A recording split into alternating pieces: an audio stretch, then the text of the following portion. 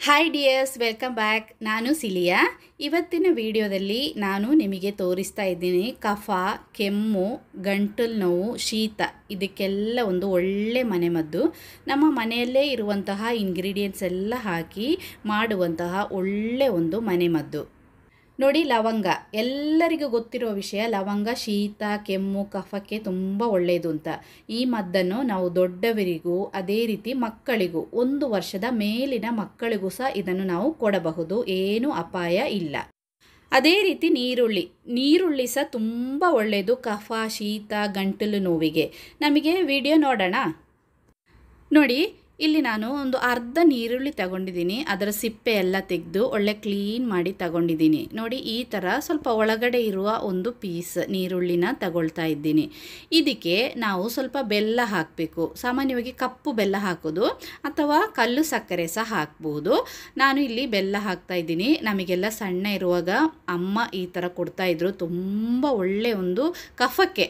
ನಾವಿವಾಗ ರಾತ್ರಿ ಎಲ್ಲ ಮಲಗಿದ ತಕ್ಷಣ ಜಾಸ್ತಿ ಕೆಮ್ಮು ಬರ್ತದಲ್ಲ, ಇಲ್ಲದೆ ಈ ಥರ ಕೆಮ್ಮು ಬರುವಾಗ ಅಮ್ಮ ಈ ಥರ ಒಂದು ನೀರುಳ್ಳಿ ತೆಗೆದು ಅದಕ್ಕೆ ಸ್ವಲ್ಪ ಬೆಲ್ಲ ಹಾಕಿ ಇದನ್ನು ಸ್ವಲ್ಪ ಈ ಥರ ಫೋಲ್ಡ್ ಮಾಡಿ ಕೊಡ್ತಾಯಿದ್ರು. ಇದು ಒಂದು ತುಂಬ ಇನ್ಸ್ಟೆಂಟ್ ಮೆಡಿಸಿನ್. ಇದು ಕಫಕ್ಕೆ. ರಾತ್ರಿ ಎಲ್ಲ ಜಾಸ್ತಿ ಕೆಮ್ಮು ಬರುವಾಗ ಮಕ್ಕಳಿಗೆ ಅದೇ ರೀತಿ ದೊಡ್ಡವರಿಗೆ ಈ ಥರ ಮಾಡಿ ಚೆನ್ನಾಗಿ ಅಗಿದು ಇದನ್ನು ತಿಂದರೆ ತಕ್ಷಣಕ್ಕೆ ಕೆಮ್ಮು ಕಮ್ಮಿ ಆಗುತ್ತೆ. ಎಲ್ಲರೂ ಒಂದು ಸತಿ ಟ್ರೈ ಮಾಡಿ. ನೋಡಿ, ನನ್ನ ಮಗನಿಗೆ ತುಂಬ ಕಫ ಅದೇ ರೀತಿ ಶೀತ ಆಗಿದೆ. ಒಂದು ಮಳೆ ನೆಂದಿದಷ್ಟೇ ತುಂಬ ಕಫ ಆಗಿದೆ. ಅದಕ್ಕೆ ನಾನು ಒಳ್ಳೆ ಒಂದು ಮನೆಮದ್ದು ಮಾಡಿ ಕೊಡ್ತಾ ಇದ್ದೀನಿ. ನಿಮಗೆ ಸಹ ನಾನು ಇದನ್ನು ತೋರಿಸ್ತೀನಿ.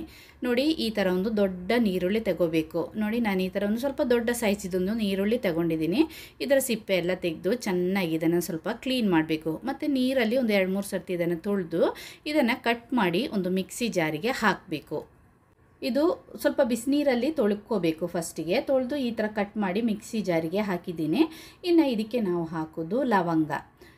ನಾನು ತೋರಿಸ್ತೀನಿ. ನೋಡಿ, 2 ಲವಂಗ ಸಾಕು. ನೋಡಿ, ಈ ಥರ 2 ಲವಂಗ ಹಾಕಿದರೆ ಸಾಕು. ತೋರಿಸ್ತೀನಿ ನೋಡಿ, ಅದೊಂದು ಒಳಗಡೆ ಬಿತ್ತು, ತೆಗೆದು ತೋರಿಸ್ತೀನಿ. ಒಂದು ನೀರುಳ್ಳಿ ಈ ಥರ 2 ಲವಂಗ ಹಾಕಬೇಕು. ಹಾಕಿ ಮಿಕ್ಸಿ ಜಾರನ್ನು ಕ್ಲೋಸ್ ಮಾಡಿ ಇದು ಚೆನ್ನಾಗಿ ಫೈನಾಗಿ ಗ್ರೈಂಡ್ ಮಾಡಬೇಕು. ನೋಡಿ, ನಾನು ಚೆನ್ನಾಗಿ ಗ್ರೈಂಡ್ ಮಾಡಿದ್ದೀನಿ. ನೋಡಿ, ಈ ಥರ ನೀರುಳ್ಳಿ ಮತ್ತು ಲವಂಗ ಎಲ್ಲ ಚೆನ್ನಾಗಿ ರುಬ್ಬಿ ಒಳ್ಳೆ ಫೈನ್ ಆಗಬೇಕು. ಇನ್ನು ನಾವೇನು ಮಾಡಬೇಕು, ಇದನ್ನು ಚೆನ್ನಾಗಿ ಸೋಸಿ ಇದರ ನೀರು ಮಾತ್ರ ತೆಗಿಬೇಕು.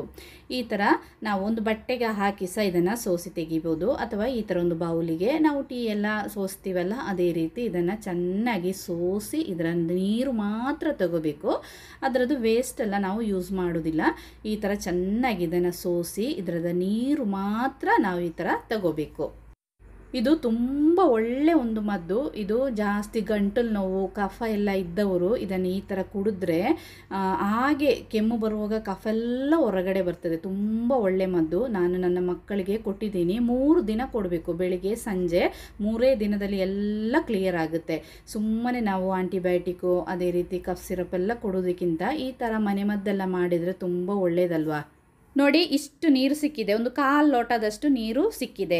ಒಂದು ನೀರುಳ್ಳಿ ಮತ್ತು 2 ಲವಂಗ. ಇದನ್ನು ನಾನು ಅರ್ಧ ಮಾಡಿ ನನ್ನ 2 ಮಕ್ಕಳಿಗೆ ಸಹ ಕೊಡ್ತಾ ಇದ್ದೀನಿ. ತುಂಬ ಒಳ್ಳೆಯದಿದು. 2 ಹೊತ್ತು ಕೊಡಬೇಕು, ಬೆಳಿಗ್ಗೆ ಸಂಜೆ. 3 ದಿನ ಇದನ್ನು ಈ ರೀತಿ ಸೇವಿಸಬೇಕು. ನನ್ನ ಮಗನಿಗೆ 1 ದಿನ ಮಳೆ ನೆಂದಿದಷ್ಟೇ ತುಂಬ ಕಫ ಆಗಿತ್ತು, ಶೀತ, ಗಂಟಲು ನೋವು. ಈ ರೀತಿ 3 ದಿನ ಮಾಡಿಕೊಟ್ಟೆ. ತುಂಬ ಕ್ಯೂರ್ ಆಯಿತು. ಎಲ್ಲರೂ ಒಂದು ಸರ್ತಿ ಟ್ರೈ ಮಾಡಿ. ವಿಡಿಯೋ ಇಷ್ಟ ಆದರೆ ಪ್ಲೀಸ್ ಲೈಕ್ ಮಾಡಿ, ನಿಮ್ಮ ಫ್ರೆಂಡ್ಸಿಗೆ ಫ್ಯಾಮಿಲಿಗೆ ಎಲ್ಲ ಶೇರ್ ಮಾಡಿ.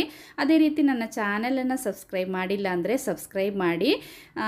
ಇನ್ನೊಂದು ವಿಡಿಯೋ ಇದೇ ರೀತಿ ಸಿಂಪಲ್ ಆಗಿರುವಂತಹ ಇನ್ನೊಂದು ವಿಡಿಯೋ ಆಗಿ ನಿಮ್ಮ ಮುಂದೆ ಬರ್ತೀನಿ. ಟಿಲ್ ದೆನ್, ಬಾಯ್ ಬಾಯ್.